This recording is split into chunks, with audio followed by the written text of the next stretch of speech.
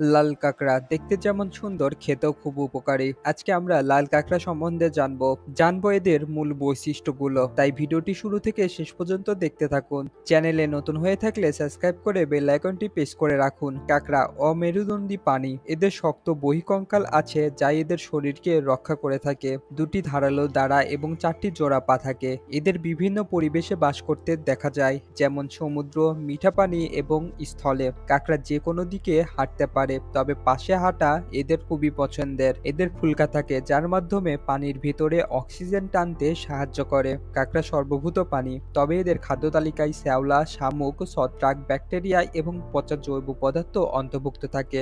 স্ত্রী কাঁকড়া ডিম পাড়ে এবং ডিমগুলো সাধারণত পেটের নিচে থাকে।